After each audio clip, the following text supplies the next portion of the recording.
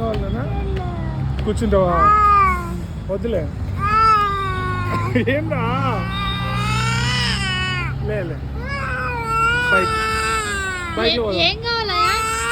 బైక్లో పోదాం. సైకిల్ కావాలా? కొనుక్కుందాంలే. వద్దు సైకిల్. వద్దులే నాన్న సైకిల్. కాదు కారు కారు ఉంది. కారు వద్దా? కూర్చున్నావా? వద్దులే నాన్న. బరుకుతున్నాడు కింద. వెళ్ళేటప్పుడే చెప్పిన వాడు ఏడుస్తాడు. కొడుకున్నాం సైకిల్.